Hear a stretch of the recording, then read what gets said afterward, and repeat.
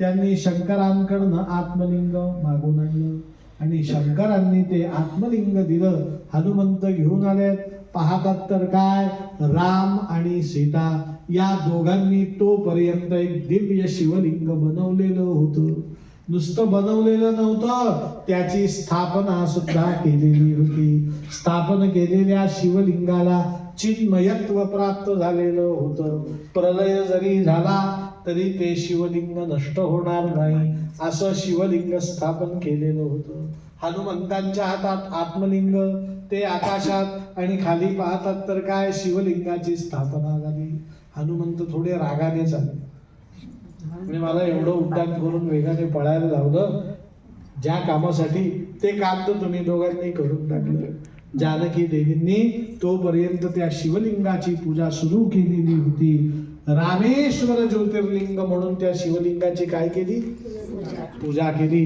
रामेश्वर ज्योतिर्लिंग स्थापन झालं. हनुमंताने सांगितलं, या शिवलिंगाला मी काय करू. रामचंद्रांनी तेही शिवलिंग घेतलं आणि त्या रामेश्वर शिवलिंगाच्या शेजारी त्याही शिवलिंगाची स्थापना केली. त्या शिवलिंगाचं नाव कोणाला माहितीये का? रामेश्वरच्या मंदिरामध्ये 2 शिवलिंग आहेत. एक सीतेने स्थापन केलेलं ज्याचं नाव रामेश्वर, आणि दुसरं हनुमंतांनी आणलेलं त्या लिंगाचं नाव तुम्हाला माहिती आहे? त्या ज्योतिर्लिंगाचं नाव आहे विश्वेश्वर. काय नाव आहे? आता मी तुम्हाला सांगतो. रामेश्वराच्या मंदिरात असं आपल्याला फळीवर्ण चढवतात, बरोबर आहे का? आणि फळीवर्ण चढवलं की आपल्याला ते गाभाऱ्यातले शिवलिंग दिसतं, आणि ते दिसलं की आपण बाजूला येतो. आपल्या हातावर थोडंसं भस्म ठेवतात तिथे, ते भस्म आपण कपाळाला लावतो, आणि ते लावलं की आपल्याला 3 मूर्ती दिसतात, राम, लक्ष्मण आणि सीता. बघितल्या आहेत का रामेश्वराच्या मंदिरात? आणि त्या मूर्तींना वळसा मारला की अत्यंत सुबक एक शिवलिंग दिसतं.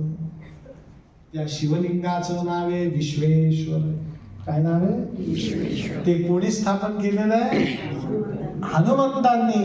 आणि रामेश्वर ज्योतिर्लिंग कोणी स्थापन केलेलं आहे? रामाने. मग प्रभू रामचंद्रांनी त्या ज्योतिर्लिंगाची पूजा केली, नमस्कार केला, पुष्पक विमानात निघाले.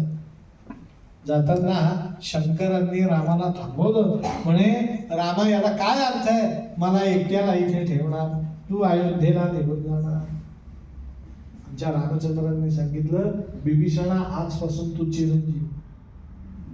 तुला कलियुगाच्या अंतापर्यंत काय नाही, मृत्यू नाही. म्हणे का? म्हणे या शिवलिंगाची नित्य पूजा तू करायची. आणि राहता राहिला प्रश्न शंकरा तुमचा की मी तुम्हाला एकट्याला सोडून चाललो, अजिबात नाही. म्हणे आमच्या भारतवर्षातले लोक तुझं स्मरण नित्य करतील. म्हणे कसं करतील?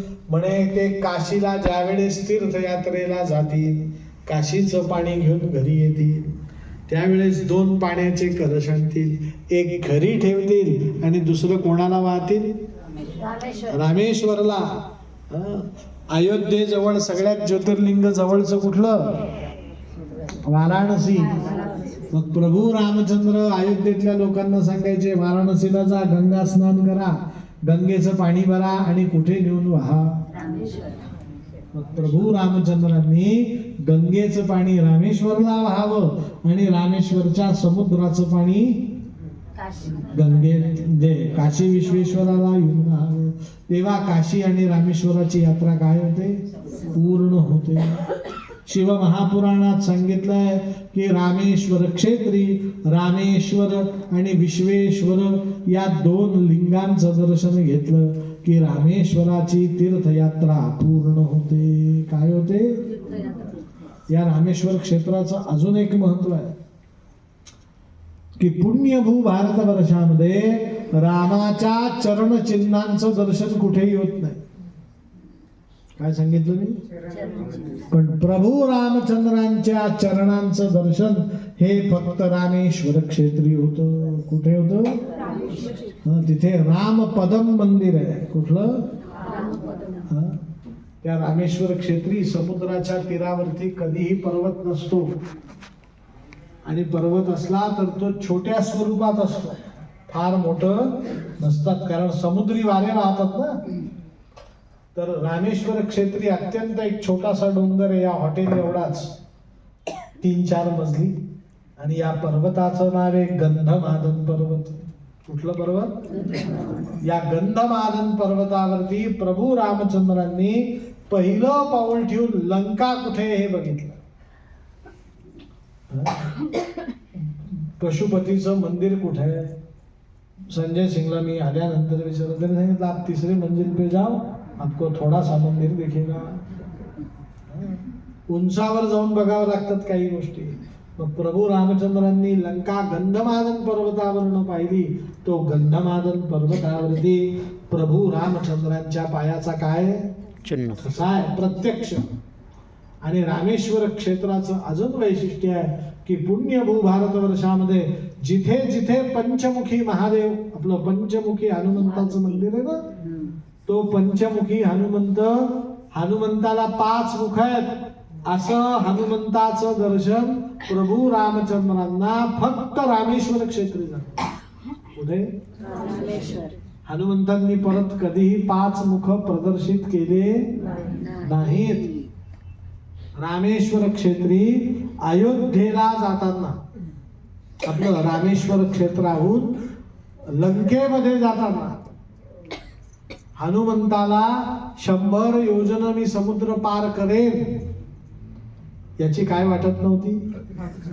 अहो 100 योजन